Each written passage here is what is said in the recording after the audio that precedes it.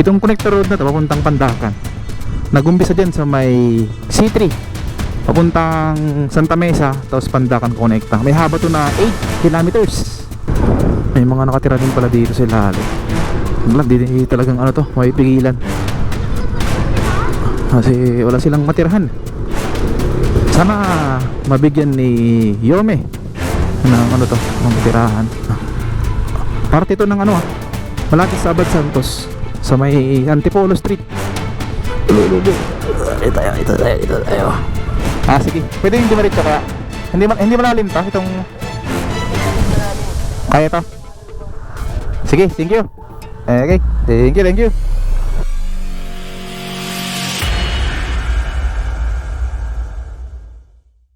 Ito, mapansin natin dito na ano, talagang baha.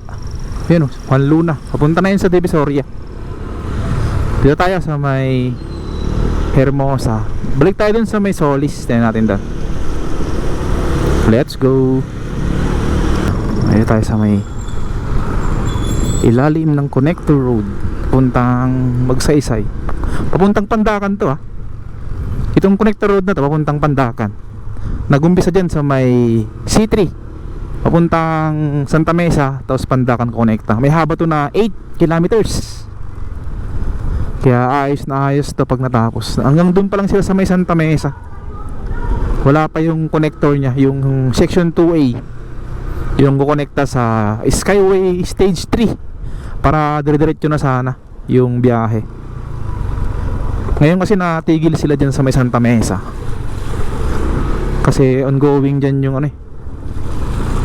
ginagawa nilang mga parang pag-demolish yata dun sa may parting Pandacan. Kasi maraming mga dun, mga tamaan na kabahayan. Yung parte ng NLEX connector, tapos na sila hanggang dun lang sila sa may tulay, sa may Zamora Bridge. SMC na yung dun, bahala kukonekta o dudugtong dito. Kaya lang medyo delayed siya, tagal pa. Pasadaan natin doon, tingnan natin. Ito yung mga kabahayan dito na hindi ko lang alam kung dinimolish to. Talagang tinayo lang nila yan. Ang basura, ang dami. Ito na yung Solis station ng PNR. Nandiyan din yung Solis Street. Ayan.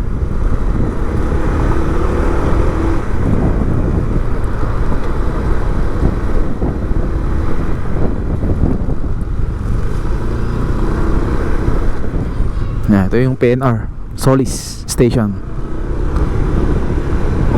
May mga nakatira din pala dito sa ilalim. Wala, di talagang to, may pigilan. Kasi wala silang matirahan.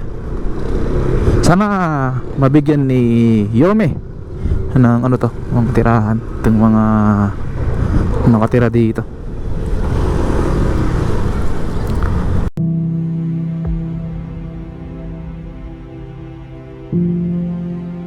Ganito ang buhay ng maraming Pilipino sa abroad. Malayo sa pamilya, kayod araw-araw para sa kinabukasan ng mahal sa buhay. Pero kahit malayo, hindi natitinag ang pagmamahal para sa pamilya nilang naghihintay sa Pilipinas. Oops! Don't cry! Pero alam nyo ba na sa bawat padala ng ating mga kababayan ay hindi lang sila nakatutulong sa kanilang mga pamilya. Hindi nakatutulong din ito sa ekonomiya ng Pilipinas taon-taon. Ngayon sa BSP noong Disyembre 2024, umabot sa all-time high na 3.73 billion ang pinadalang pera ng ating mga kababayang OFW. Mas mataas ito ng 3% kumpara noong nakaraang taon. At sa buong 2024, umabot sa record-breaking na 38 billion ang kabuoang remittance na pinadala ng ating mga kababayang OFW. Hindi lang nabuhay ang kanilang mga pamilya, pati na rin ang buong ekonomiya ng Pilipinas.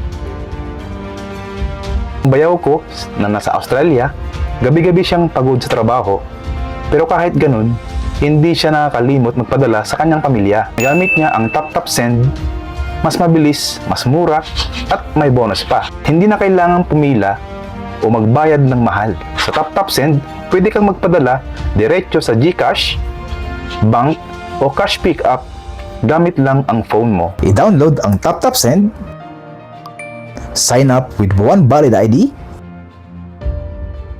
add your debit card, enter receiver's details, add my promo code, and send money. Meron ka na agad matatanggap na 80 Australian dollar kung ikaw ay magpapadala ng 50 Australian dollar. Mabilis, walang hassle, walang mahal na fee. Kaya, mag-TapTap Send na! Let's go! Hindi kailangan maging milyonaryo para magpagbigay. Sa bawat padala mo, may pag-asa, may pagmamahal, at sa tulong ng TapTap Send, pinadali na ang padala sa puso.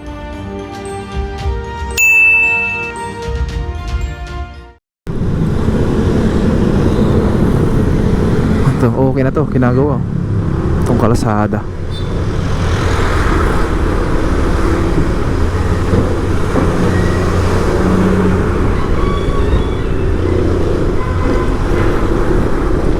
Merong daanan dito, tingnan natin. Baka pwedeng tumagos dito.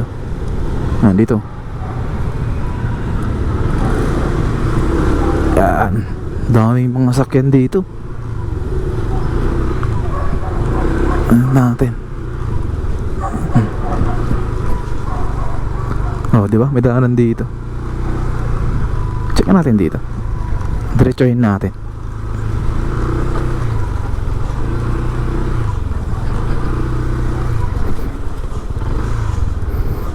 Parang mahirap pa. Hindi kaya ano to? Kubunoy. Yeah. Oh? Ano to? Release to ng train, mga kaibigan. Itong kanan. Parte ito ng ano malapit sa Abad Santos, sa may Antipolo Street. Ito tayo. Parang delikado dito. Meron dito daanan. Tulog. Puro ganitong daanan natin. Yeah. Diretso. Yeah. Boom. Yun, walang daanan niya. Wala may street dito. Yan, puro mga ano dito. Parang malalim yata itong daanan dito. Ano yung pinupuntahan natin. Dahil nakapark dito na mga jeep tsaka mga motor. Pwede kayong tumagos dito. Hindi kaya lulubog yung motor natin dito. Anong street yung dulo nito? Natin, sige. Bahala na. Boss, pwede tumagos dito, boss? Wala, hindi ako narinig.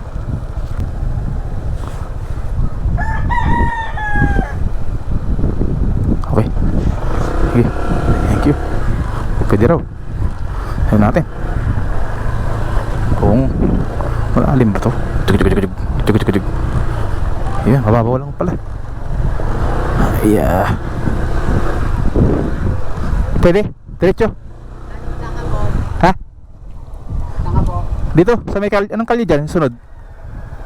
Anong kalye? Sumunod dyan? Tayuman? Ito? Tayuman, di ba? Batangas. Tayuman. Ako po, Tayuman na yun. Sige. Pwede yung dumiretso kaya. Hindi malalim ta itong. Hindi na magkanong malalim. Kaya to. Sige, thank you. Okay, thank you. Boom. Yeah. Sige. Sa kabila tayo, kabila. Dito. Hindi pwede raw. Sabi. Sana hindi mabalahaw yung motor natin dito. Pwede yan. Sige. Yun, salamat kay kuya. Pwede pala dito. Parte ito ng Maynila, mga kaibigan. Sana maayos din dito ni Yorme. Sa gitna na yung bahay. Yeah. Sige lang, diretso. Oh, may mga nakatira pa dito sa gilid. Sige eh.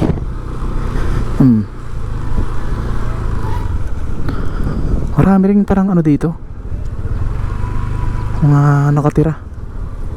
Pag niretso mo to, papuntang ano to, Tutuban station ng PNR. Sige, diretsoin natin. Grabe. May dahanan sa kabila. Oh, dito malalim yata. Okay. Doon na tayo sa kabila. Ano, pupwesto. Mamaya.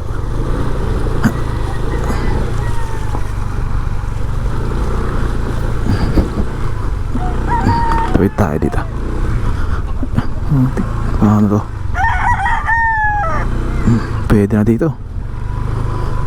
Grabe palang basura dito, mga kaibigan. Dapat makita to ni ano, Yorme. At maayos din dito. Ano? Ito na yung release ng tren. Papunta ano to? Tutuban. Yan. Pinarkingan na dito, mga kaibigan.